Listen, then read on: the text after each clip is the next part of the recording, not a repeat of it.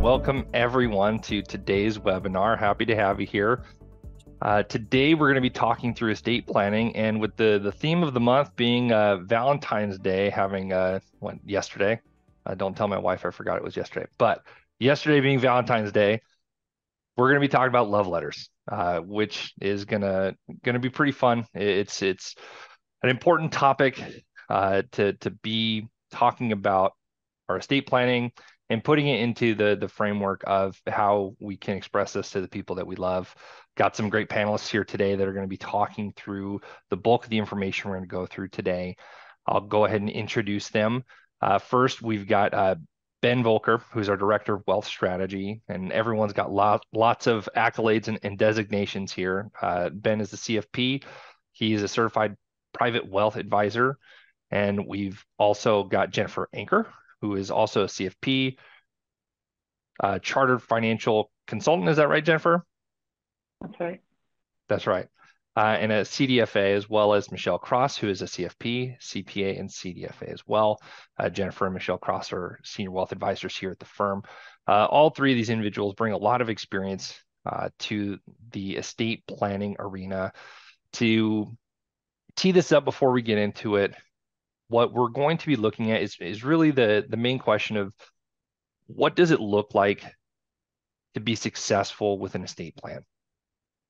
What does that look like? There's lots of webinars that talk a lot about the technicalities of you need to have this, that, and the other thing lined up.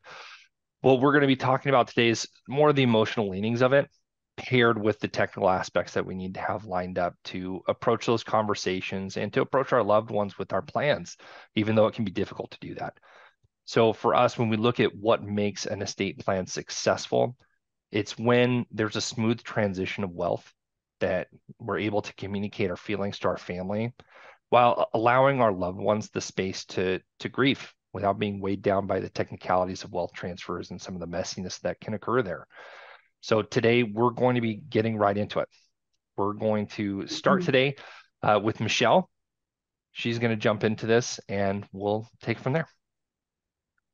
Thanks, Dylan. I thought I'd actually start with a true story about why I became a wealth advisor almost 12 years ago. I was living in Philadelphia and working as an auditor for one of the big four accounting firms. That's the CPA.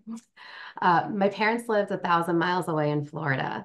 My dad had been a successful entrepreneur who retired early and was always managing our family's finances without any outside advisors besides the CPA. He really loved researching stocks and keeping up with the markets.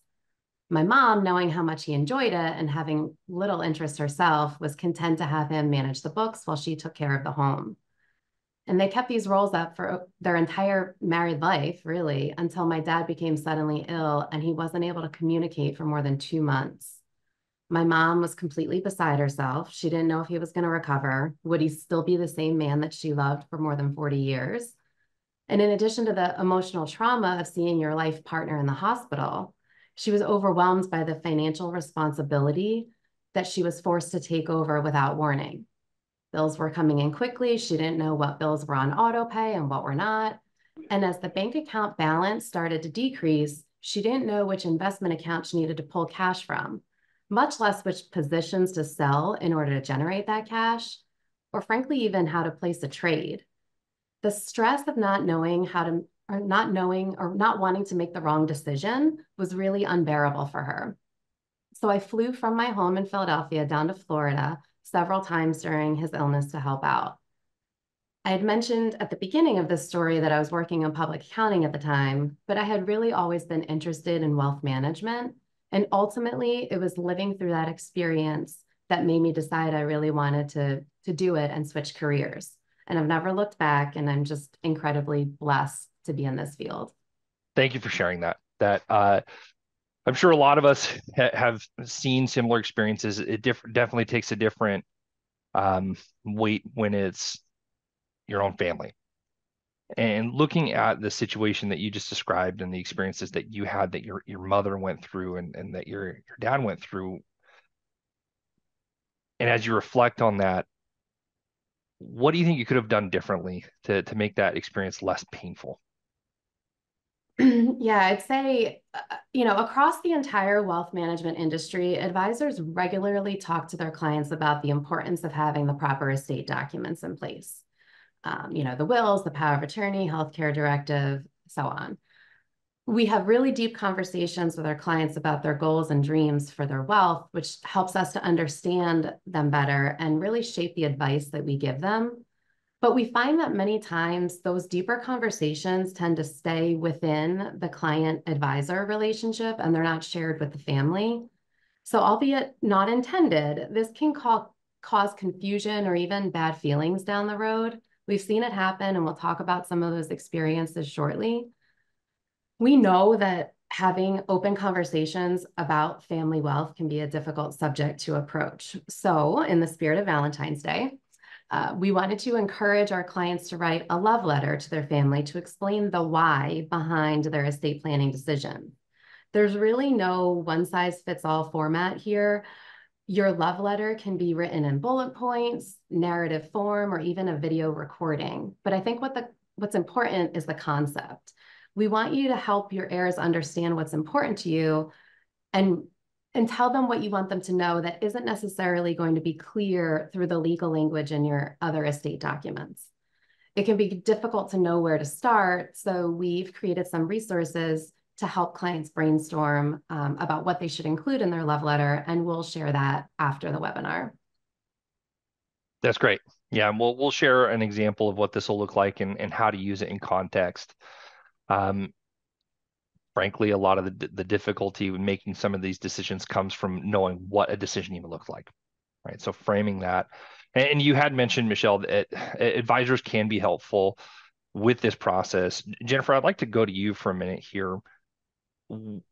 With your experience in working through estate plans, personal and professional, where do you see an advisor really playing into this process? I think that Michelle's experience that she had with her family is so common. And to answer that question of what the advisor role might be, I'm going to share a little story as well, because I had a client give me this wonderful analogy that has resonated and continues to resonate with me. It was a fairly similar situation, a fairly similar family dynamic to what Michelle just described with her parents. It was a married couple with adult kids, and the husband came in to see me a couple times a year. And every time he came in, I encouraged him to bring his wife. And every time he came in, he didn't. And she didn't have an interest in being there. She didn't have time. And I think he'd really taken pride in terms of managing financial matters and creating this financial security on behalf of his family. But he died unexpectedly. And a few weeks later, when his wife came in, she brought this 4-inch binder that her husband had built. And that binder, in his mind, was his love letter. It was everything that she needed to know in order to fulfill the responsibilities that he had fulfilled for the past 50 years. And she walked in with this binder, she dropped it on my desk, and she said, "I feel like he left me a pile of bricks and a Post-it note telling me to build a house." She had no idea where to begin. She felt overwhelmed. I think she actually kind of felt abandoned, that she was expected to make heads or tails out of the information in the binder. So the role of the advisor in the life of a client is really informed by that analogy that she gave to me. And I think about how different that would have been if, instead of leaving her with a Post-it note to build a house, they together had chosen a general contractor, had found an architect who could help them design a house that they could afford, that met their needs, that they chose an interior designer who shared their taste, and really began to put together what that house was going to look like together as a shared objective.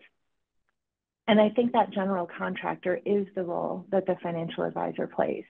We can help the family visualize what the outcome is that they want and help them find skilled, appropriate resources to help them get there and bring that team together on behalf of the client. That's a heartbreaking situation to be found in, especially when one spouse feels like they've built something and not only built it, but communicated it well, right? And husbands, wives, spouses, we all communicate very differently. And really, it sounds like what you're getting at, Jennifer, is finding a way, and this love letter could be a helpful way of finding a way to bridge that gap in that communication between spouses as we're looking forward with the estate planning. Mm-hmm. Now, with that kind of context in mind, do you have any positive examples of when this has worked? I'm sure we've got lots of examples of when it's gone south, but I'm sure we've got some good ones of Yeah. positive outcomes as well. Yes. Happily, in 20 years in this field, I have a number of positive examples, I'm glad to say.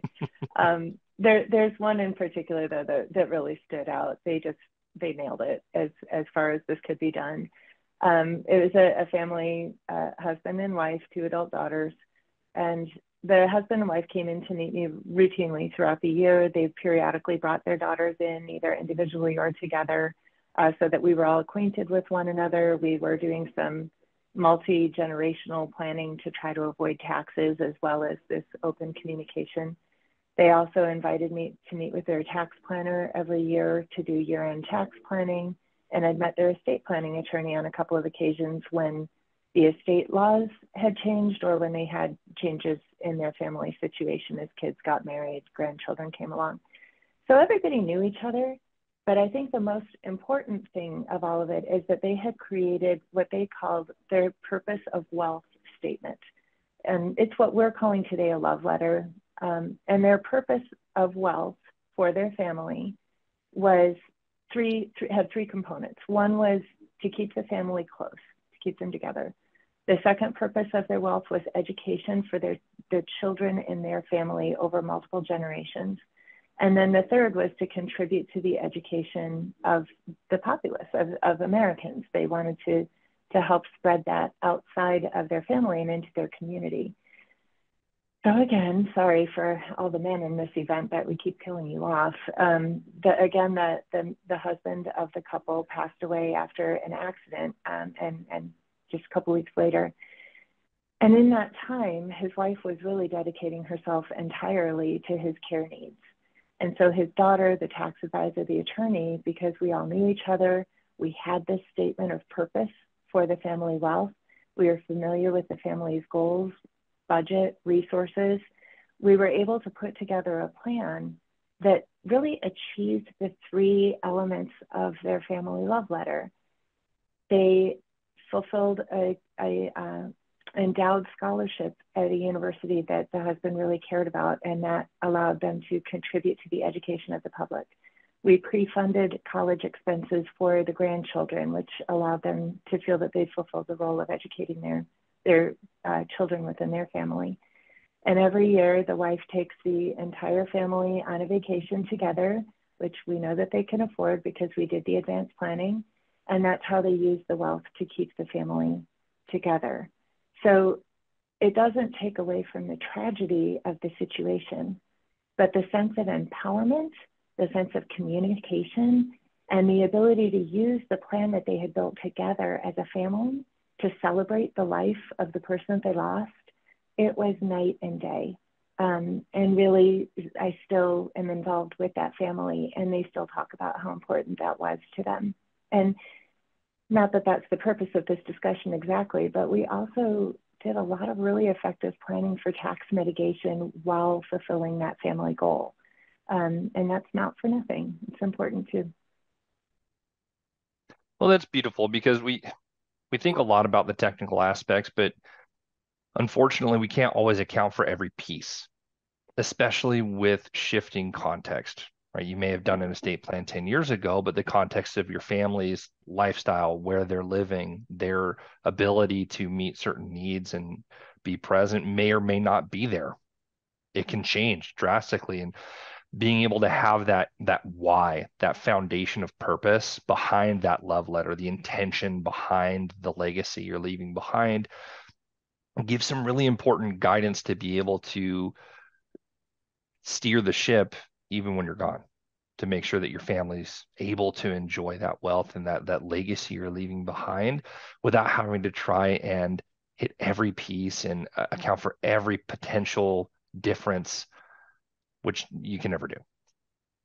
And speaking of all those technical pieces, I want to get Ben in this as well. Because while we do want to lay out the intention and the why and the purpose, we do also need to have some of those bricks, right? We need to have some of that architecture built in order to ensure that purpose is met long term. So Ben, jumping to you, I'd love to ask you a little bit as far as an introduction is concerned as to the legal aspects of the estate planning, some of those technical pieces that we need to be aware of. Great, thanks. And I promise I'll answer the question, but I do want to underscore the importance of the love letter as a component of a larger estate plan. I'm meeting with a family later this afternoon that we've actually helped rework their documents, and we're helping them prepare this afternoon for a family meeting that they're having in March. And we're helping them take their love letter and verbalize that to their children and potentially their grandchildren in a way that's effective. So I feel like it's a component of an estate plan that's often missed, but a hugely important one. That being said, what your hopes and dreams and thoughts written on a piece of paper does not constitute an effective estate plan. There are other documents that are necessary in order to effectuate a wealth transfer.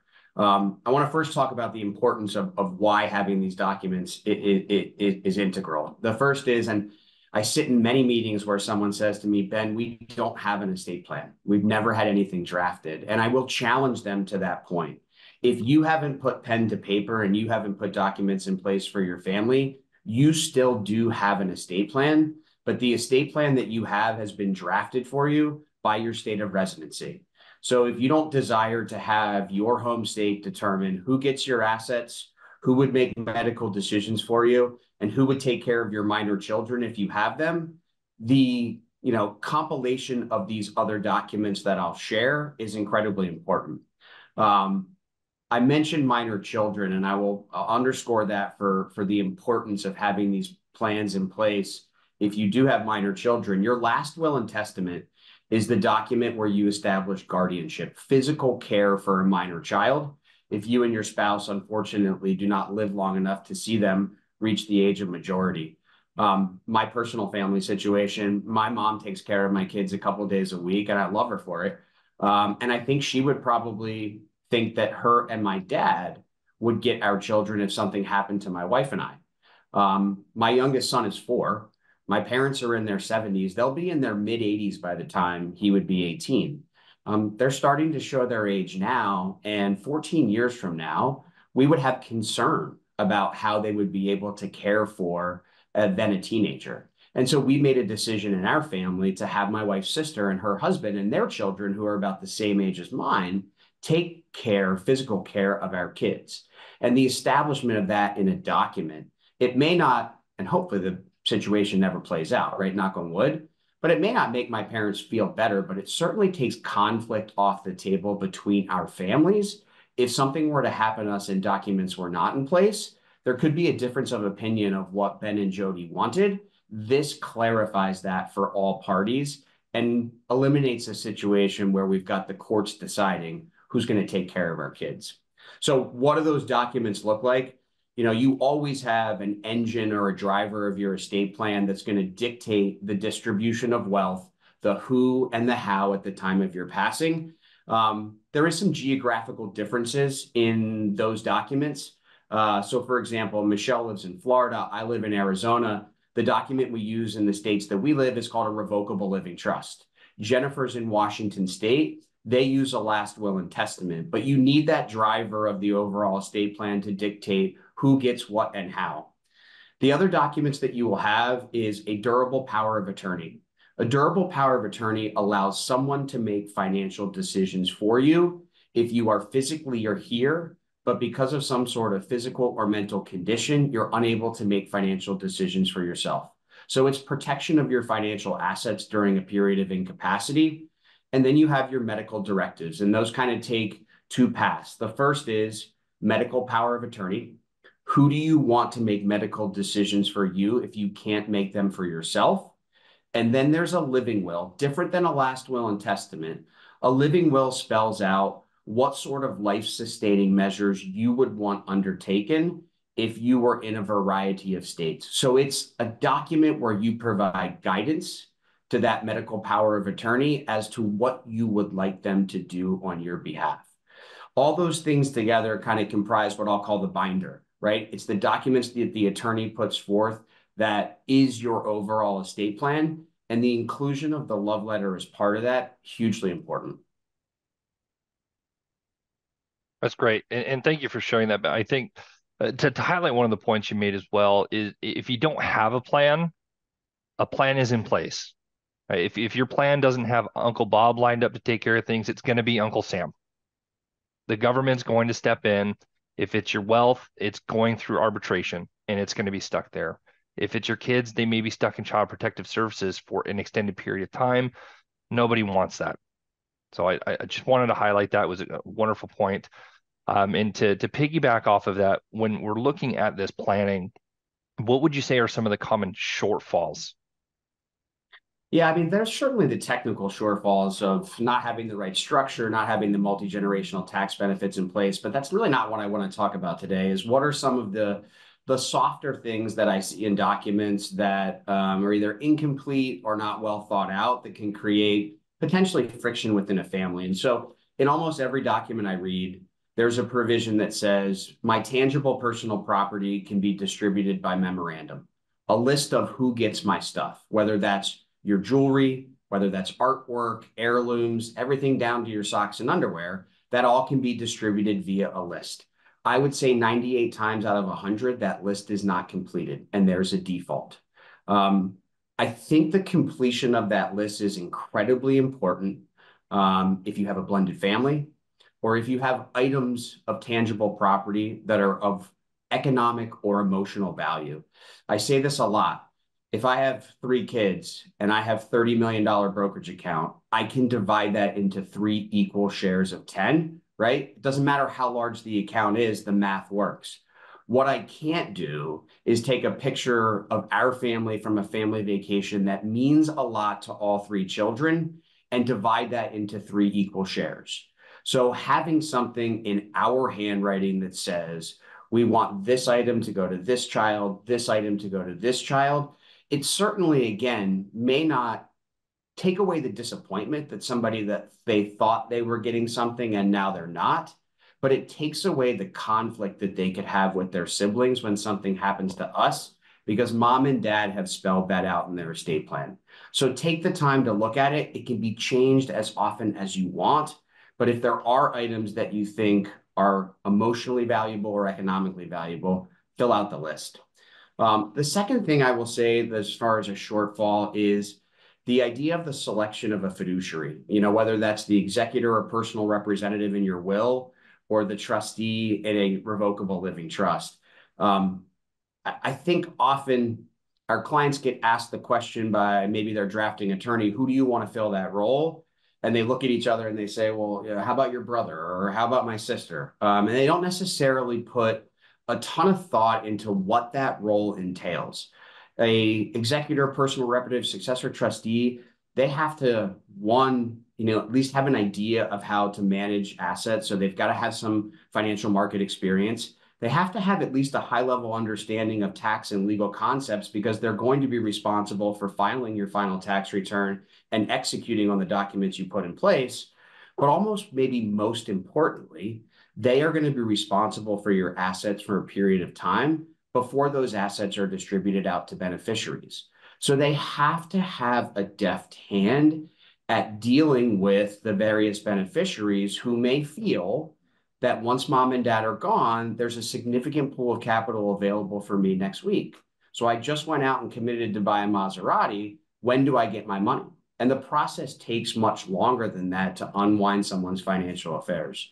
So I do encourage families not necessarily to not use a family member, a brother or a sister, an oldest child, but to consider putting a partnership agreement in place where a professional fiduciary, a professional trustee can step in with that family member potentially and help guide through that process, be the deft hand, provide the experience around financial management, taxes, and legal nuances, and also maybe potentially serve as the bad guy.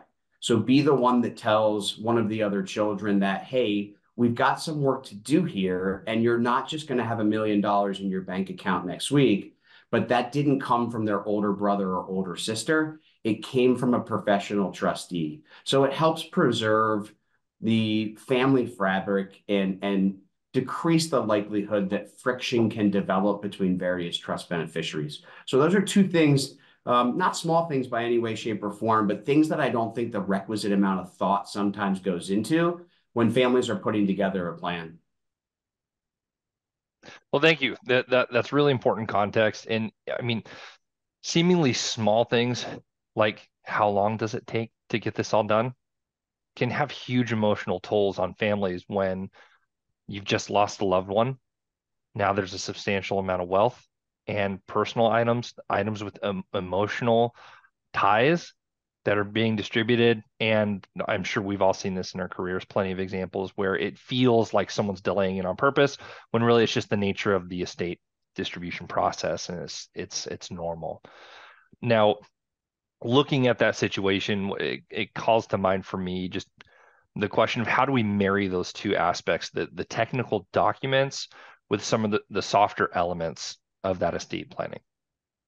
So I really do believe, Dylan, that the best way to marry these two together is to have the right team around you that has the experience and understands the best practices and things to avoid as you try and pull the technical and emotional together. Many families go through this one time or maybe a few times with updates throughout their life. Hiring an advisor who goes through this process with their family and not just talk through the technical creation of the documents, but what the impact of that wealth transition may be on that second, third generation and or charities. Somebody that does this as their job and their primary line of business, that to Michelle and Jennifer's stories earlier, have seen estate plans not only created, but then executed on as clients have passed away. The same reason that I'm not changing my oil or changing my tires in my automobile, right? I don't have the experience to do it. I probably could, but it's going to take me more time, and I bet you I'm going to screw it up once or twice. I think the same analogy holds true here is rely on professionals that know what they're doing and know the tricks of the trade and how to optimize this. Take that advice and guidance and use that as kind of the guiding factor to get you to where you want to be. That's great. Thank you, Ben. Now, when we're looking at all these pieces, we've talked about where it's gone well, where it can potentially go poorly, the technical documents we need, some of that foundational piece. And what I want to talk about next is the actual love letter itself. So, Michelle, I want to come back to you here. Once we have the love letter as a way to combine all these pieces we've talked about, the purpose, really the intention behind the legacy and the wealth, with the combination of the technical documents and those legal aspects, the professional guidance, what do we do with the love letter once we have it? It's a good question. Certainly keep a copy with your physical estate documents. That's kind of a no-brainer, but I really think that it would be beneficial to share that love letter with your wealth advisor. He or she's probably already gotten copies of your other estate documents and put together an analysis and a visual representation of how your estate is currently set up. But I think seeing your wishes in everyday language can help your advisor ensure that your documents, your account titling, your beneficiary designations, all of that is buttoned up. In reality, though, Dylan, I think that this concept of the love letter, it's really not just another piece of paper that we're asking our clients to put together. It's really a conversation starter. Ben had mentioned family meetings during his remark, and I think this is a fantastic way that we can help families facilitate the conversation. We do it a lot, and it's just really important to get that conversation going. That's great. And that conversation can be a little difficult. I'm sure we've all experienced that personally and professionally. I want to talk about starting that conversation. And Jennifer, I'm going to come back to you here. You had great examples you shared before, and we actually did have a question come in early in the webinar that speaks directly to this. I'm going to read this verbatim here. I think it's a wonderful question, speaks directly to this. The question here, and I'm redacting any personal information, but here's the question. My wife and I are going through a situation whereby her family has always thought it was rude to talk about money. It's a common cultural issue, especially with children. In contrast, my family always knew my financial situation, and I know my parents since we discuss it. Her family states, my family says it's unacceptable to ever talk about what you make or what you have in the bank. So, on one hand, very open family. On the other, one considers it frankly inappropriate to even discuss it. How do you broach the subject in a situation like this? I love that question. Well, I'm going to completely out myself here and tell you how to do it wrong, because I did it wrong in my family. My parents and my brother and I, my brother's name is Andy, so I hope he's not on this call. We were sitting at dinner one night, and because I talk about this topic, and Ben and Michelle, we talk about this topic with clients all day long, and I've gotten a little, I don't think the right word is callous, but it's not sensitive to me the way that it might be for other people. And so we're sitting at dinner, we finished dessert, we're having a glass of wine, and I said something very sensitive and thoughtful to my parents, something along the lines of, if one of you is brain dead, which of us is supposed to pull the plug? I think it was something that rude and direct. Oh, And no. what I was really asking is, what roles do you expect my brother and me to play in your healthcare decisions and of life decisions? But I said it in a very flippant way. And my brother stood up, dropped his napkin on the table, walked out of the room and said, I'm not talking about this. And it took months before we could kind of build back to a place where we could have that conversation with our parents who are in their 80s. Like, these are important conversations to have. So maybe this is the experience that the person asking the question that his or her spouse would have had. So I think that a way to walk into that conversation much more successfully is to start with questions about how did people build their financial security? So positive questions like, to what do you attribute your success in creating the financial well-being that you enjoy? What were some of your best decisions, and how did those decisions inform the values that you have around money now? What is the purpose of the money that you've built? Like, what do you dream this money is going to do for yourself or for your community or for your family? What were some of your mistakes? Like, can you share with me some pitfalls that I could avoid? So having conversations about how your loved ones got where they are, what's important about what they've built, all of those conversations start to gradually crack open the door of how do we preserve what you've built and preserve the family harmony that exists by avoiding some of the miscommunications and the stress that goes along with the lack of openness in that area. I really truly believe that these conversations can happen without ever attaching a dollar figure to it at all. I believe personally, these conversations are just as important for somebody who has $50,000 in his IRA as they are for somebody who has $50 million in a diverse portfolio.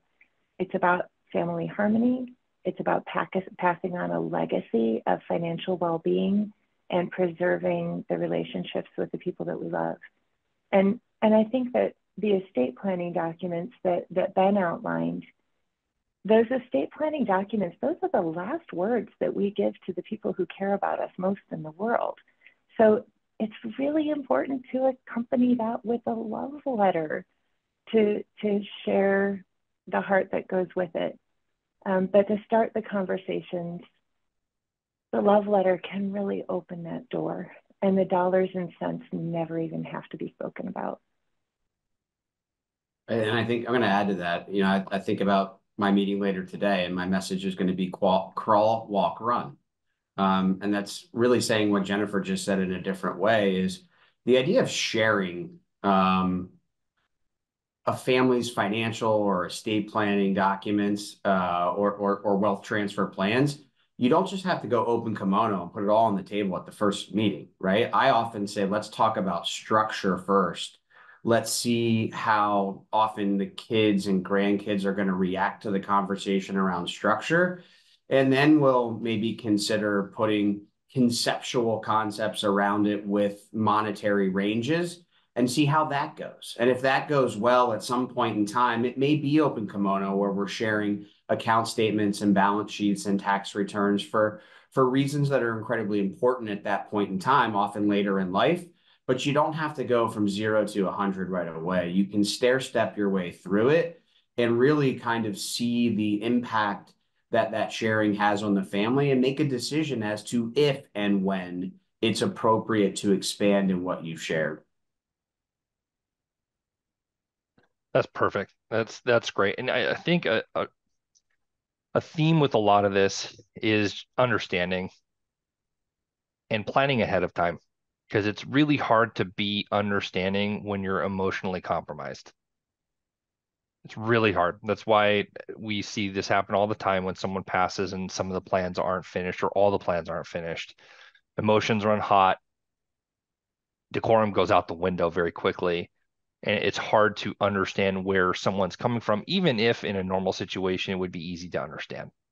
Oh yeah, okay, I see the emotional significance of, this item that dad left behind. I understand why that's important to you, or I understand why dad did this or mom did that.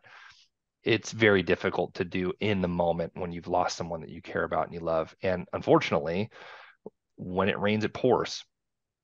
It's never done in isolation or in a vacuum, right? There's, Jennifer and Michelle shared some great examples of this, unfortunately, where things stack very quickly. One thing happens and it cascades, and now you've got a whole bunch of things to do. Oh, and then somehow you have to deal with the emotions of the situation and process.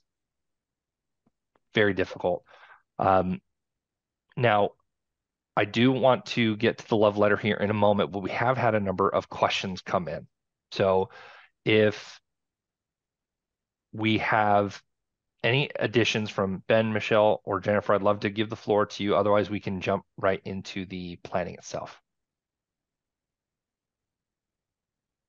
Or the questions, I'd I'm love sorry. to hear the question. Yeah, Love to Q&A hear for Okay, sure. perfect.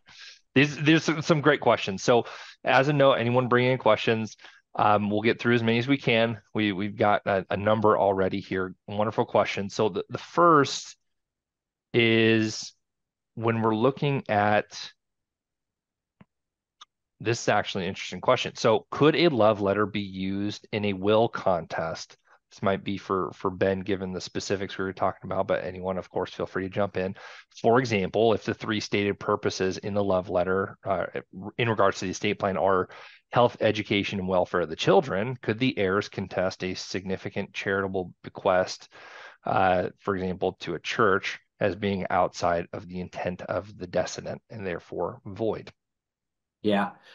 Could it create a challenge? Yes. Anybody can challenge any sort of estate planning documents, whether that's on merit or without merit. The love letter or the letter of instruction, whatever we want to call it, it is what's called a precatory document, which means it is non-binding and legally enforceable on the trustee or personal representative. So the reason that we don't actually hardwire this into a will or into a trust is because we want by design to keep it separate, because we don't want the trustee or the personal representative to be obligated to execute based on those wishes. We want that to be guidance for them that we've left and left for the family around intent. So simply the creation of a love letter should not increase the likelihood of a successful challenge to any estate plan. Successful challenge is the person setting up the plan did not have the capacity to do it, or they were under undue influence from someone else to do something that they didn't want to do. Beautiful. Thank you, Ben. Now, next question is when we're looking at someone who doesn't have family. Question coming in, I'm single, no kids, no ex-spouse, never married. Where do I begin to find an executor when it feels as if my estate is an intrusion to a golf buddy's life? another hassle they may not need. So how do we navigate that without throwing a burden on our golf buddies? I'll take that one. I mean, we see this a lot that, single people don't have any kids or siblings. What I most commonly see is that their actual estate planning attorney is willing to take that on. They need to have documents drafted, and if there's a trust company involved, they can facilitate as well. But being someone's fiduciary and executor is really a huge responsibility. And it definitely shouldn't be taken lightly to just find somebody and like you said, his golf buddy. And I would encourage whoever asked that question to reach out to your senior wealth advisor that you work with. We have a trust company at Mariner Trust Company that is, designed for that situation to a T, not to burden a family member or a golf buddy, and handle that in a professional manner. So I would say reach out, but we can certainly solve that issue for you. Wonderful. So next question is a bit of a difficult one that I'll be interested to hear your feedback, all three of you. So how do you tell an adult child that you don't want to leave part of the estate to them? Now, there are probably a bunch of different reasons for this, but this specific example is sharing that the child is loved, but spouse has made it clear that she thinks their family should have most of the estate because they have the grandchild while our daughter has no children. So let me take first stab at that. And then, so one is, I don't know that you have to disinherit your child simply because of that fact pattern, right? With really well thought out planning, you could divide the estate equally between your two heirs. You could structure assets for your child that has children. I think it was a son in this example, where that share goes into a trust and the son benefits from the trust while they're alive. And at the son's passing, that asset irrevocably can't be changed, passes down the line to those grandchildren. So if the issue is the in-law who feels entitled, empowered, fill in the blanks as to how they're feeling, and we want to keep them out of the estate plan, if you just leave an outright distribution or a direct distribution to your son and they pass away, they're going to leave it to their spouse, right? But if you put it in a trust for that son's benefit, you can keep the in-law out of the picture completely, right? So before you change the percentages from 100 to 0, maybe think about ways that you could keep 50-50 if equality is what you're looking for, but structure it in a way that keeps the squeaky wheel from ever being able to benefit directly from your hard-earned wealth. Beautiful. And in a similar... I'll just... Oh, I'm sorry. Go ahead, Jennifer. Can I add just one quick thing to that? Yes. Ben, that was beautifully said. I actually have an example of something like that happening where one of my clients left money to a trust for the benefit of their grandchild and bypassed their son and made their daughter, who doesn't have children, the trustee for the grandchild because they were trying to keep their daughter-in-law out of the mix. And it worked really well, with one exception. They didn't tell anybody ahead of time. So the daughter found herself being the trustee for the benefit of her nephew. And it really had a negative impact on the relationship that she and her brother had with one another. It was really created a lot of friction in the family. So Ben, I couldn't agree more. There are really elegant ways to make this work without disinheriting one of the children, whom I'm sure you don't want to leave out. You're just worried about the influence of another person. I would just encourage you to have a conversation because you don't want your two children to wind up in conflict with one another if it's a surprise. They may not like to hear it, but the relationship will be better if they hear it from you rather than hearing it from your executor. That's great. And that speaks to another question that I'm going to get to here, but there are a number of questions that are coming in that are centered around conflicts, whether it's conflicts between siblings, conflicts between in-laws, differing perspectives, right? One of the questions that we have here is, how do you handle planning when two adult children have very different attitudes about money, work, and wealth? Both are trust fund children from a grandparent, and one has a great work ethic and ambitious. The other chooses not to work or aspire to anything. And this, of course, doesn't have to be specific to kids, right? Kids have different personalities, but even spouses, we see this all the time. This was touched on in the last question that we were talking through is how do we handle, what would you recommend as far as handling those types of conflicts, whether it's through the estate plan structures or even through these love letters that we're talking about, how to best address those conflicts ahead of time? You want me to go? That'd be great. I'll take it. So this is hard. And this topic comes up all the time when we're talking about estate planning, and especially if we're looking at using trusts, irrevocable trusts that will continue during the beneficiary's lifetime instead of just being distributed outright.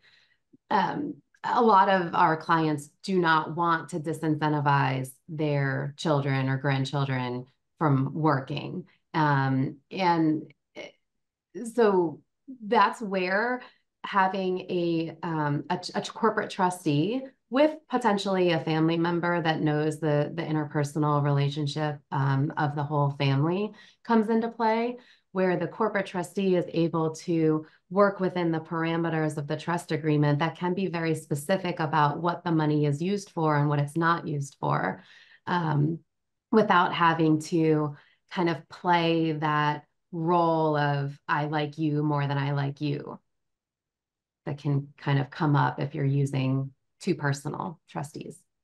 And I'll add, I have this conversation a lot with our clients is, it's what's fair and what's equal. And my viewpoint is equal is 50-50. But what's fair may be that those 50% shares that are numerically equal are handled different based on the needs, experience, and behavior of the various beneficiaries.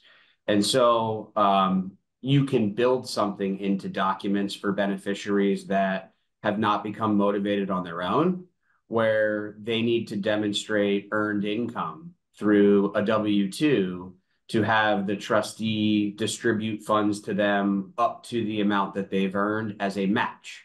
So if someone's sitting on their couch playing Fortnite and they're not earning any income because they're not working, that trust is going to grow and build and benefit their next generation, but they're not necessarily going to reap the benefits from it. So that's a bit of a heavy-handed approach, and there are other ways that we look at, but the document can be worded in a way that, while still equal, right, each beneficiary is treated differently based on their needs. And I think this really does come back again to one of the points Jennifer made early on of understanding the purpose behind the wealth and the plan. What's the point, right? Because when we get to the emotional piece, it gets very confusing sometimes, especially when you're dealing with siblings, spouses, in-laws, whatever it may be. Being able to have those documents and have everything lined up in line with the purpose helps to navigate that equal versus fair conversation and making sure that your desires are really met long term. Now, one additional question here, kind of similar vein, a little bit of a tangent though. What should we not include in a love letter? The question here kind of posits that if a love letter was done poorly, it might cause some problems, a little bit of a turbulence, to put it lightly. What things should be avoided and or not said in a love letter? That's a great question. Oh boy, this sounds like a Smothers Brothers joke. Mom always loved you best kind of a thing. Maybe not the right time to point that out.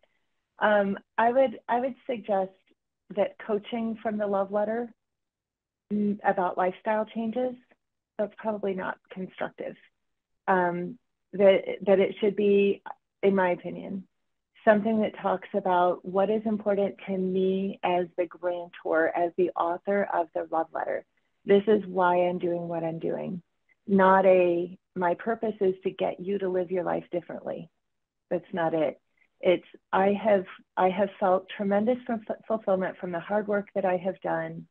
I don't want to rob the people in my family from the opportunity to build that kind of success for themselves. Therefore, I'm leaving half of my wealth to charity. That's not telling your kids that they're selfish or greedy or they're not going to work hard. It's just saying, this has been really important about how I have become happy in my life. And I want to give you the opportunity to have that same joy by fulfilling a philanthropic goal that I feel really strongly about. That's just an example. But that would be my 2 cents is don't coach or try to control in the love letter, but just express what is behind the spirit that led you to create the estate plan that you did and what you hope the impact of it will be.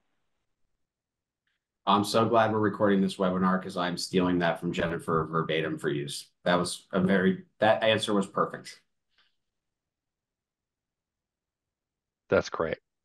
And another question here is, and I'm loving, thank you everyone who's sending in questions. These are very thoughtful questions and unique questions too.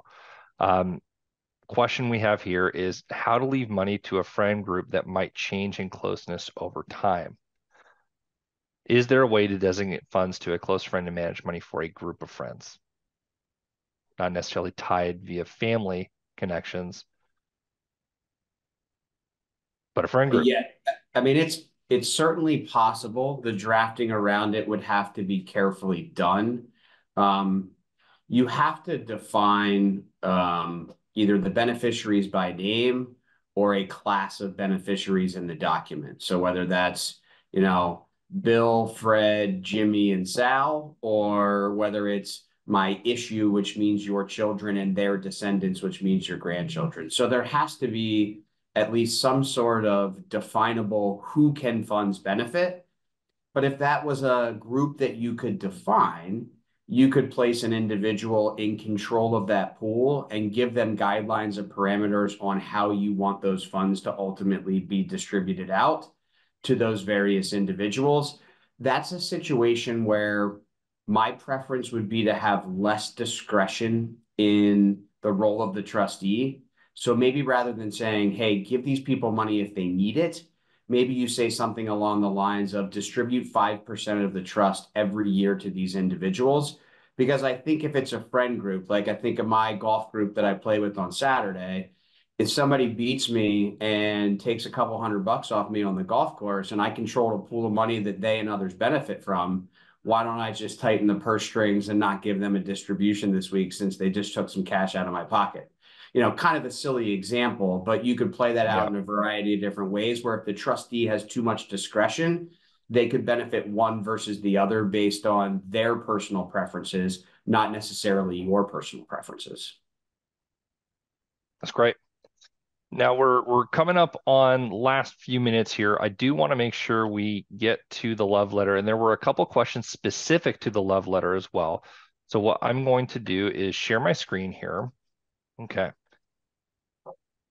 So this is the love letter. Can everyone see this all right? Beautiful. Yes, I guess our participants can't respond. We should be able to see it. Yeah, I appreciate that, Michelle. Thank you. Yeah. It's going to turn into a YouTube live feed. Everyone hit thumbs up in the chat here. But we've got the love letter. And to look at this, one of the first questions, and I'll go through the actual questions here in just a moment. But one question that came through that I thought was thoughtful was whether or not the love letter itself has to be handwritten and or signed in order to have any validity from a legal perspective.